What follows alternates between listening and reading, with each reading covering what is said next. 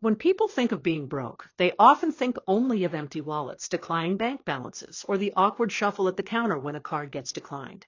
But the truth is, being broke is far more than a lack of cash. It is a state of mind, a silent suffocation that creeps into your thoughts, your identity, and your future. Being broke feels like death, not of the body, but of possibility. You stop dreaming because dreams cost energy and you're already exhausted. You stop hoping because hope feels like a cruel trick life plays on people who don't have enough. And somewhere along the way, you begin to shrink, living only inside the box that poverty allows. Think about it. When you're broke, you start avoiding calls because they're usually debt collectors. You walk into stores and pretend you're just browsing, though deep down you know you can't afford anything. You calculate every bus fare, every meal, every drop of fuel. Your brain is not free to imagine abundance. It is enslaved to survival. This is the graveyard of the broke. It's not a place you visit, it's a place you live. And like any graveyard, it is filled with silence. But here, the silence is not peaceful. It is suffocating. It's the silence of plans never made, businesses never started, talents never discovered, and potential buried too early. One of the cruelest aspects of financial death is the slow erosion of self-worth. When you're broke for too long, you start to confuse your net worth with your self-worth. You begin to believe you are your bank balance. If the numbers are low, you must be low. If you're in debt, you must be a failure. If you're stuck in survival, you must be undeserving of more. But here's the truth. Money is not a mirror of your value. It is only a reflection of your current decisions, habits, and circumstances. Yet, in the graveyard of the broke, it doesn't feel that way. It feels final, like the tombstone has already been carved. Psychologists have studied this phenomenon and call it scarcity mindset. When people are financially suffocated, they lose cognitive bandwidth. They literally cannot think clearly or long-term. It's not laziness. It's not stupidity. It's survival mode taking over, shrinking vision to the next meal, the next bill, the next escape. This is why the broke often feel stuck in cycles. They are mentally buried alive. The worst part? The world is built to keep you inside that coffin. Credit systems, predatory loans, rising costs of living, all of them add soil onto your financial grave. Society often glorifies wealth, but punishes poverty, leaving those who are struggling feeling ashamed and invisible. It's like walking around with a coffin strapped to your back, while others carry briefcases and opportunity. You feel heavy, slow, and unseen. Opportunities pass by not because you don't deserve them, but because you look like you're not ready for them. And deep inside, you start believing maybe that's true. Maybe you really aren't cut out for wealth. Maybe you're destined to stay buried. This inner resignation is the real death of money, when you no longer even try to escape the grave. But here's the paradox. In almost every story of transformation, resurrection begins only after death. A seed only grows after it is buried. Muscles only strengthen after they tear. Gold is only purified after fire. And human beings often only awaken to their true financial power when they've hit rock bottom. The broke graveyard, then, is not the end. It is the beginning of resurrection. But to see that, you must shift perspective. Instead of saying, I am dead broke, you must learn to say, I am buried, but burial is the first stage of growth. This is where the Lazarus Effect begins. Lazarus, in the ancient story, was declared dead. He was wrapped in grave clothes. His tomb was sealed. Yet, when the call came, Lazarus, come forth, he rose. What seemed final became the doorway to the miraculous. Your financial situation may feel sealed right now. The debts may feel like the stone rolled across your tomb. Your failures may feel like grave clothes wrapping your future. But the moment you realize death is only a stage, not a sentence, the possibility of resurrection opens. Before resurrection can happen, you must first acknowledge where you are. Many people deny their financial death, pretending they are managing, when in reality they are drowning. To awaken, you must recognize the signs. 1. Constant survival thinking. You never think beyond bills and food. 2. Debt anxiety, phone calls and letters trigger panic. 3. Dream amnesia. You've stopped imagining a bigger life. 4. Shame shopping, pretending to browse stores, scrolling through online carts you never buy. 5. Isolation, avoiding friends, gatherings, or opportunities out of embarrassment. 6. Identity loss, introducing yourself not by your talents, but by your lack. I'm broke. I can't. I'm stuck. If these signs resonate, you are in the graveyard. But don't despair. This awareness is actually the spark of resurrection. Because once you can name where you are, you can begin to move. Most people resist hitting rock bottom. They fight, clawing to maintain appearances or stay just above water. But paradoxically, sometimes falling all the way down is what breaks the cycle. When you've truly died financially, you lose the illusions.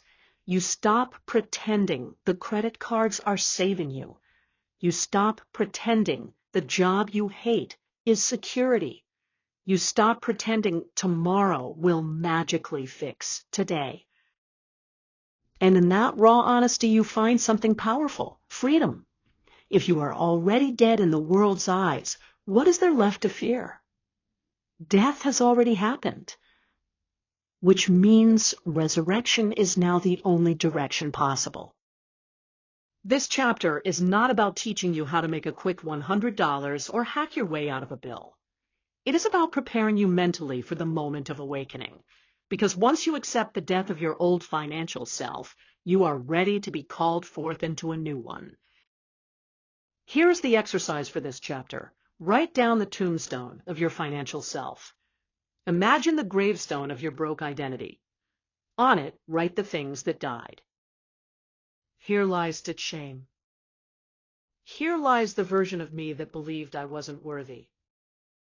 Here lies the scarcity mindset that kept me buried.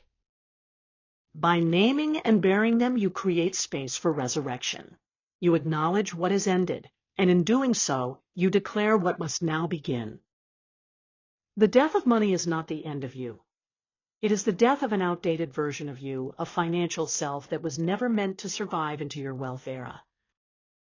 This chapter has placed you in the graveyard because only from here can resurrection begin. In the next chapter, we will explore the moment of awakening, the first gasp of breath when you realize that wealth is not external, but internal. That money is not gone, only energy awaiting direction. And when you hear the call to rise, you will know you were buried, not dead. When a body has lain in the grave, still and breathless, death seems permanent. That is the illusion of finality. But resurrection is shocking because it breaks what the world calls impossible. In your financial journey, the moment of awakening is just as jarring. It doesn't always happen in a grand flash of lightning. Sometimes it is subtle, like a whisper inside your soul that says, "This is not the end." Other times it strikes like a thunderclap, a layoff that forces you to see your job wasn't security, or a sudden opportunity that jolts you awake. Either way, the awakening shock is your first breath back. When Lazarus heard his name called, breath returned. For you, the first breath is not physical, it's mental. It's the single defining thought that slices through the grave clothes of scarcity. I don't have to stay broke. This sounds simple, but for the one who has lived years suffocating under bills, debts, and shame, it is revolutionary. The first breath is a decision to no longer accept death as destiny. This is not about positive thinking alone. It's not standing in the mirror chanting, "I'm rich," when you can't even pay rent. No. The first breath is deeper. It is the choice to see that money is energy, movable, renewable, and never truly gone. And if energy can be redirected, then your wealth can be resurrected. The awakening often comes with a sting. For many, it's the realization that no one is coming to save you. Not the government, not your employer, not even luck. This can feel like betrayal at first. You want to blame. Your parents for not teaching you about money, the economy for being unfair, the bosses who underpaid you, the system that seemed rigged. And yes, some of that blame may be valid, but staying there keeps you buried. The shock of resurrection is when you stop blaming and start owning. You whisper to yourself, if I got myself into this grave, I can climb out. If my habits buried me, new habits can resurrect me. Responsibility is not punishment, it is power. When you own your financial death, you also own your financial resurrection. Awakening doesn't happen the same way for everyone. Here are some of the most common triggers that shock people into their first financial breath. 1. The debt spiral collapse. You max out the last credit card, and for the first time, there's nowhere left to borrow. In that silence, you see the truth. 2. The humiliation moment, a declined card at a public checkout, or a bill you can't pay in front of your children.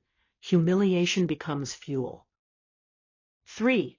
The desperation opportunity. Someone offers you a small hustle, gig, or skill trade. You take it, earn a little, and suddenly realize, wait, I can create money. 4. The enough is enough breakdown. You cry, scream, collapse, but when the tears dry, a new determination rises. Never again. 5. The whisper of potential. Sometimes awakening is gentle. You meet someone who used to be broke like you, but is now thriving. Their story ignites your belief. If they can, I can. Every awakening is different, but the common thread is this. You stop believing money is outside of you and start realizing wealth begins within. Here's the danger. Even when you take that first breath, the grave clothes of old thinking try to pull you back. These are your poverty autopilot habits, the default patterns that kept you buried. Spending to numb pain. Saying I can't afford it instead of asking how can I afford it. Living for weekends instead of building wealth daily. Assuming opportunities are for other people, but not you.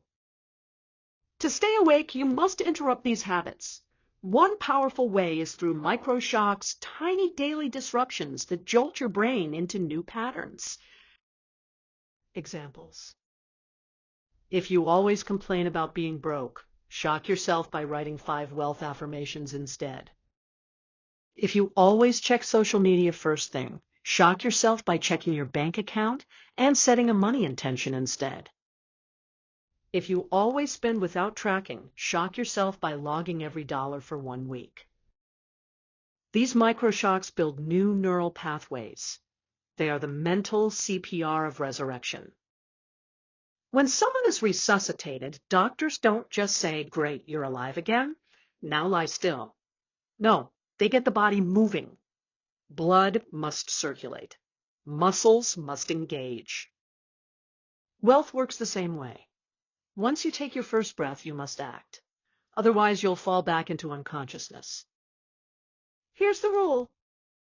Within 24 hours of your awakening moment, do something, anything, that brings money in. It doesn't matter if it's $10 for tutoring a neighbor's kid, selling an old chair online, or delivering food. The amount is irrelevant. The principle is everything. Why?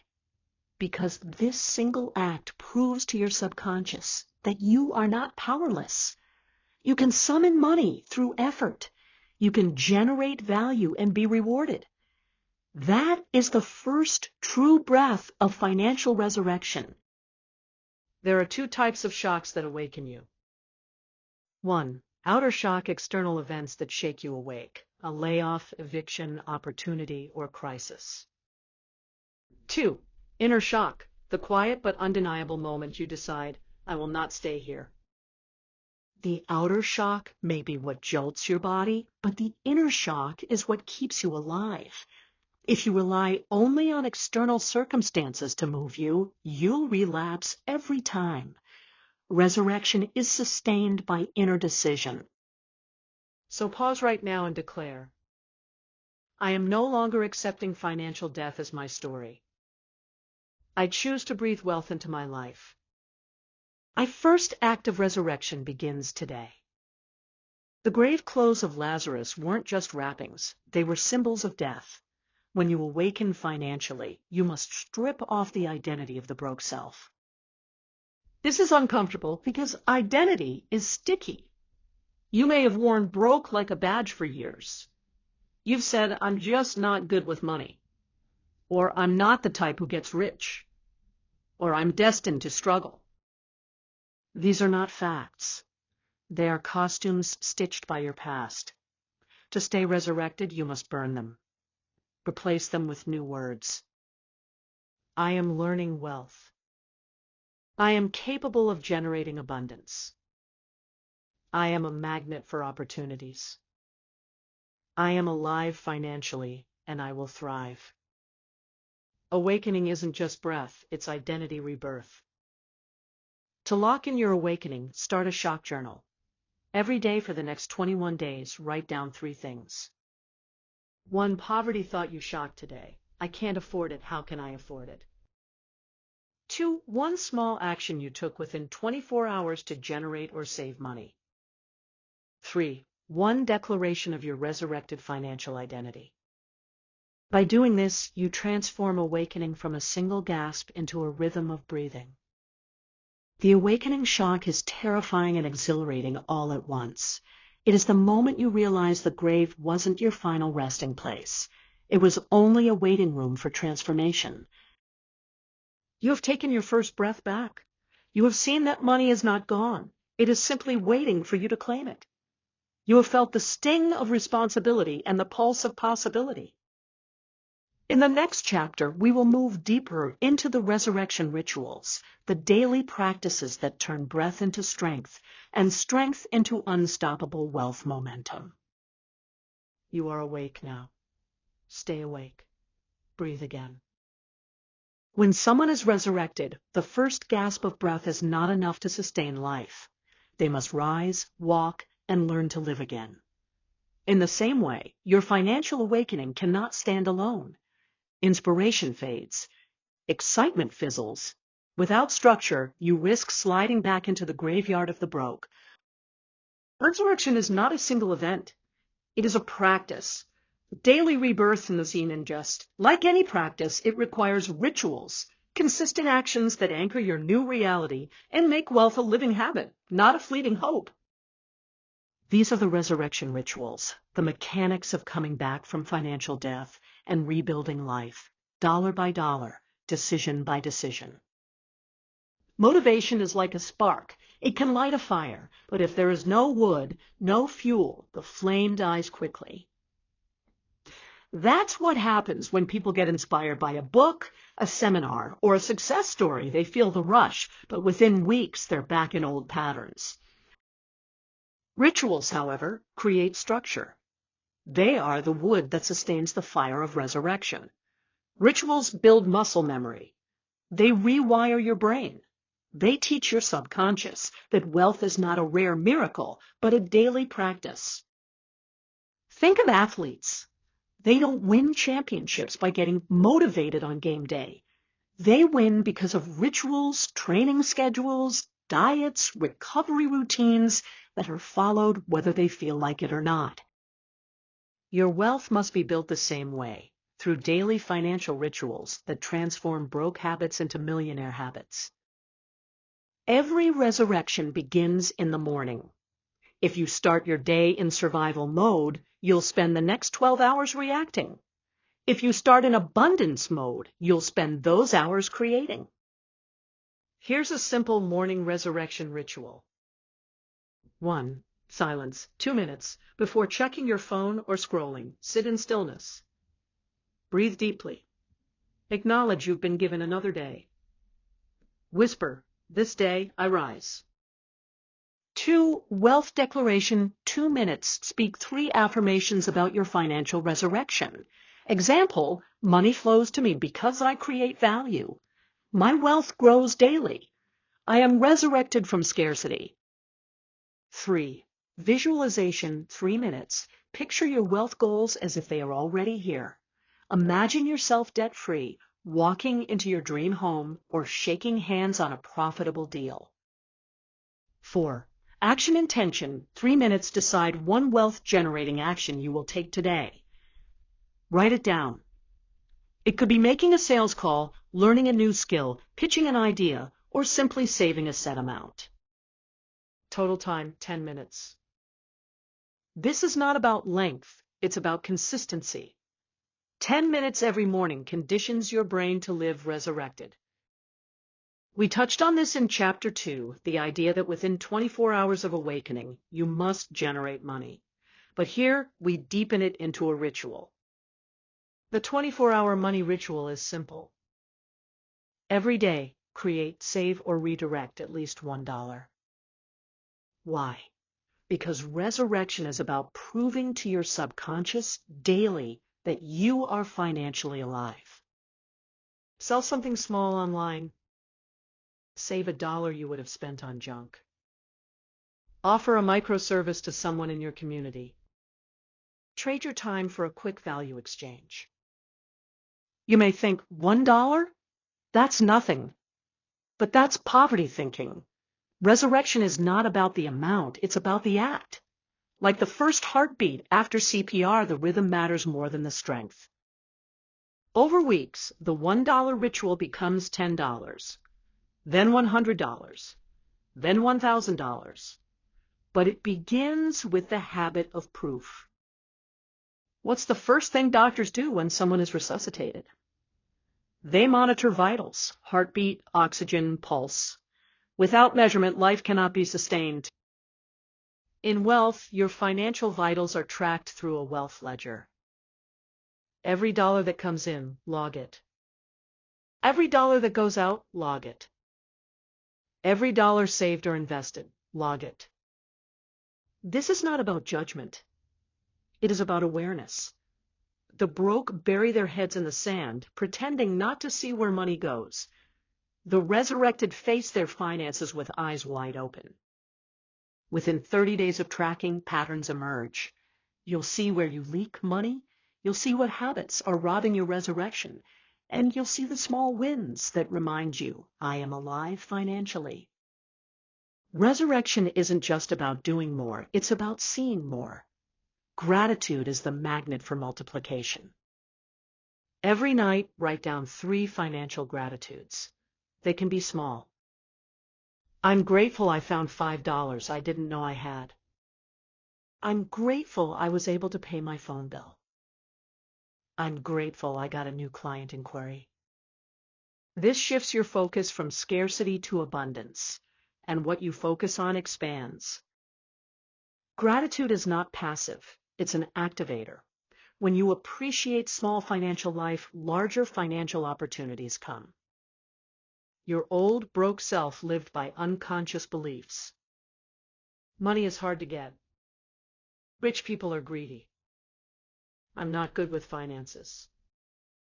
These beliefs buried you. To resurrect fully, you must replace them. Every night before sleep, whisper 3 wealth truths into your subconscious. Money is energy, and I direct it. Wealth is attracted to my value. I am worthy of abundance. The subconscious is most open at night. Planting wealth beliefs here is like programming new software while the system is rebooting. You may notice these rituals sound spiritual. That's because resurrection always has a sacred rhythm to it. But these aren't religious rules. They are psychological and energetic laws. When you repeat actions daily, you rewire neural pathways. You shift identity. You train your nervous system to feel safe with money instead of anxious. This is why rituals work where motivation fails. They bypass fleeting feelings and root themselves in identity. They tell your subconscious, I am resurrected, and this is who I am now. Let's lay it out clearly. Daily, morning resurrection ritual, 24-hour money ritual, gratitude for gold ritual. Weekly, review your wealth ledger, set 1 income-generating goal. Monthly, evaluate progress, celebrate wins, adjust strategies. This cycle keeps you alive financially, not just for a week, but for a lifetime. To lock this in, create a resurrection ritual contract. Write it down. I, your name, commit to living financially resurrected. I will practice my rituals daily, no matter how small, as proof that I am alive and rising. Wealth is not a dream. It is my daily reality. These rituals are my breath, my heartbeat, my resurrection. Sign it, date it, place it where you can see it. Resurrection is not a lightning bolt. It is a rhythm, a daily set of rituals that breathe life into your finances again and again. Do not underestimate the power of small actions done consistently. The grave was built by small habits of neglect. The resurrection is built by small habits of discipline. In the next chapter, we will go beyond rituals of survival into the realm of multiplication. We'll explore how to turn sparks into fires and daily resurrections into unstoppable overflow. You are no longer gasping. You are breathing. Now it's time to grow strong. When Lazarus rose from the grave, his story didn't end with him stumbling back to the life he once had. Resurrection wasn't about returning to the old. It was about walking into a new, higher dimension of living. The same is true for your wealth. Coming back from financial death is not about getting just enough to survive again. It is about multiplying, about moving from gasping for air to running free, about shifting from scraping by to living in overflow. Survival may feel like a miracle after being broke, but overflow is the real promise of resurrection. If your goal is only survival, you'll always dance on the edge of death. One medical bill, one car breakdown, one emergency, and you'll be back in the graveyard. Multiplication is your shield. It's what transforms fragile survival into lasting abundance. Think of water. A single drop can evaporate. A puddle can dry, but a river keeps flowing. That is what multiplied money feels like. It's not something you guard nervously. It's something that moves, grows, and keeps replenishing itself. Let's break it down. 1. Survival stage. You're breathing again. Bills are paid. You're not drowning anymore. 2. Stability stage. You've got a rhythm. You have consistent income, small savings, fewer crises. 3. Overflow stage. Money is multiplying. Your wealth produces more wealth. Opportunities come to you. You're no longer fighting for life, you're expanding life. This chapter is about building the bridge from survival to overflow. There's an old principle, what you sow, you reap. But what you sow, you reap multiplied. One seed never produces one seed back, it produces many. A farmer doesn't plant one kernel of corn and expect one back. They expect a harvest. Money operates by the same law. When you plant it correctly, it multiplies. When you scatter it without intention, it disappears. Multiplication begins with 3 practices: creation, conversion, and compounding. Step 1. Creation, generating more streams. In survival mode, you depend on one source of income. That's dangerous because one paycheck is one string keeping you from the grave. Cut the string and you fall. In multiplication mode, you create streams. The wealthy rarely rely on a single river. They dig channels. Ask yourself, what else can I create? Can you freelance with a skill you already have? Can you package your knowledge into a service? Can you create digital assets, ebooks, courses, content? Can you sell physical goods online or offline? Can you invest time into building a side hustle that grows into an asset? Here's the mindset shift. Creation is not optional. If you don't create more streams, you will always be one crisis away from financial death. Step 2, conversion, turning effort into assets. Survivors trade time for money. Multipliers turn time into assets. Example: teaching one student for $50 equals survival. Recording a course that can teach 1,000 students equals multiplication. Driving for a ride-hailing app equals survival. Building a small delivery company with drivers working under you equals multiplication. The question is, how do I turn this one-time effort into something that pays me again and again? That is conversion, the alchemy of resurrection wealth. Step 3, compounding, letting money work for you. Once you've created and converted, you must compound. This is where the Lazarus Effect becomes unstoppable. Compounding is simple. Invest consistently. I'll let your returns earn returns. Repeat without interruption. Even small amounts snowball. $10 a day invested at 10% growth becomes over $18,000 in 5 years. At 20 years, it's more than $200,000. The longer you let compounding work, the more miraculous it seems. Survival says, I can't save, I need it all now. Overflow says, I multiply what I have no matter how small. Here's the secret. Multiplication is not only mathematical, it is mental. The broke mind says, I hope I have enough. The resurrected mind says, I expect increase. This doesn't mean being reckless. It means walking in expectancy. When opportunities appear, you see them. When doors crack open, you step through. When someone offers you a chance, you're ready. Opportunities rarely scream. They whisper. Only a mind tuned to multiplication hears them. Miracle moments, stories of multiplication. A woman sells homemade candles online. At first, she makes $100 a month. Instead of spending it, she reinvests. She builds branding, opens a storefront online, and within 2 years, she earns 6 figures annually. Her miracle wasn't luck, it was multiplication. A man works a 9-to-5 but starts teaching guitar lessons at night. He records videos, builds a small online course, and 5 years later, the course pays him more than his job ever did. He didn't create a miracle, he multiplied one. A single mother begins saving just $5 a week. She learns investing basics, buys dividend stocks, and in a decade she has enough passive income to pay her rent. That $5 seed became her resurrection harvest. Just like we practice resurrection rituals for survival, we now practice overflow rituals. 1. Weekly creation time. Dedicate 2 to 4 hours weekly to creating new income streams. 2. Asset audit. Every month ask, how can I convert this effort into an asset? 3.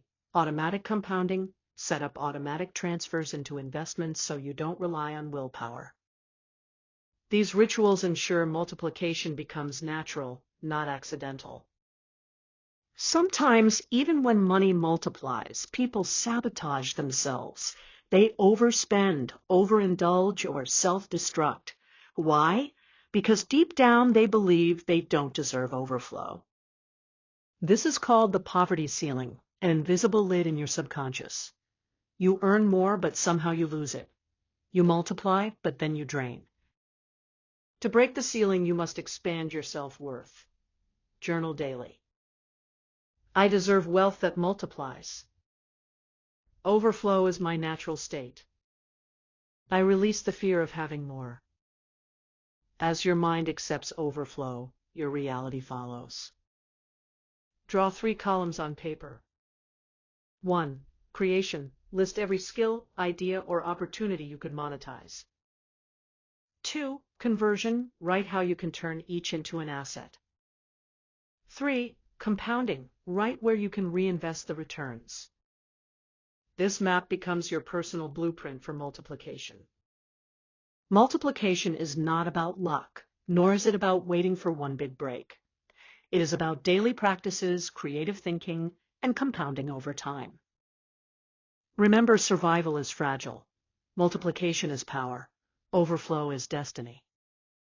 You were not resurrected to crawl. You were resurrected to run, to thrive, to overflow so greatly that your wealth touches others. In the next chapter, we will explore the final transformation, eternal wealth, never dying again, where resurrection is no longer temporary, but permanent, and your legacy continues beyond your lifetime. When Lazarus walked out of the tomb, it wasn't only about that one moment of resurrection. His story carried on, becoming a testimony that still echoes through history. That is the nature of true resurrection. It doesn't die again. Wealth must follow the same principle. It is not enough to resurrect from financial death and reach overflow. If your money dies with you, the cycle ends, and your resurrection was temporary. Eternal wealth means creating a system, a structure, a legacy that lives beyond your years. Think of lottery winners who go broke within 5 years, or celebrities who earned millions but died in debt. Their resurrection was temporary. They came alive financially but died again because they had no system of eternal wealth. Temporary wealth is exciting but fragile. It looks like life, but it's a shadow. Eternal wealth, by contrast, is resilient, generational, and immune to single failures. Ask yourself, do I want to live rich or do I want to live forever through my wealth? The 3 pillars of eternal wealth. 1. Preservation, protecting what you've built so it cannot be stolen, drained, or wasted. 2. Propagation, ensuring wealth multiplies even when you are no longer present.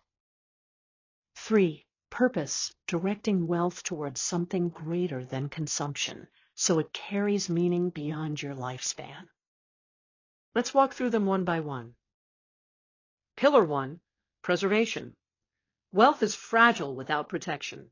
Just as Lazarus needed the grave clothes removed so he could live freely, your wealth must be unwrapped from the dangers that suffocate it: inflation, bad management, poor decisions, predators. How to preserve wealth. Diversification. Never tie your entire fortune to one source. Spread across industries, assets, and even geographies. Insurance and protection. Guard your assets with the right legal and financial shields. One lawsuit can drain decades of work. Systems over sentiment. Don't let emotion dictate money. Systems, automatic investments, budgets, and protections keep wealth alive even when you're distracted. Preservation is your shield. Without it, even the resurrected can die again. Pillar 2, propagation. Wealth should never stop multiplying when you stop breathing. Eternal wealth is wealth that outlives you. This means building assets that generate income beyond your personal labor. Businesses, scalable, sellable, or transferable enterprises. Investments, real estate, stocks, bonds, funds that yield long-term returns. Intellectual property, books, courses, patents, music, and digital products that keep earning. Propagation is about designing a system where wealth is automatic and generational. If you build only what you can touch with your own hands, wealth dies with you. But if you build what works without you, it continues forever. Pillar 3, purpose. The richest legacies are not measured in money, but in meaning. Eternal wealth is not only about keeping money alive, it's about keeping impact alive. What will your money say after you are gone? Will it whisper stories of your survival only? Or will it speak loudly about the lives it transformed, the opportunities it created, the doors it opened for those who came after you? Purpose anchors wealth. Without it, money is hollow. With it, money becomes immortal. Let's put it all together. 1. Build your financial fortress, preservation. Have your grave clothes removed, debts cleared, risks protected. Create systems that keep your wealth safe. 2. Establish your perpetual garden, propagation. Create assets that feed you now and your heirs later. Build businesses and investments that thrive even when you are absent. 3. Write your eternal story, purpose. Decide what impact your wealth will make. Direct resources toward legacy projects, education, philanthropy, generational businesses. 2 men resurrected from financial death. The first man worked hard, built wealth, and lived extravagantly. But when he died, so did his fortune. His children quarreled, his business collapsed, and his name faded. He experienced resurrection, but not eternal wealth. The second man lived with a vision beyond himself. He built systems, preserved his wealth, multiplied it, and dedicated part of it to scholarships. Decades later, children he never met call his name with gratitude. His money became a living thing, breathing long after he took his last breath. He experienced resurrection and eternal wealth.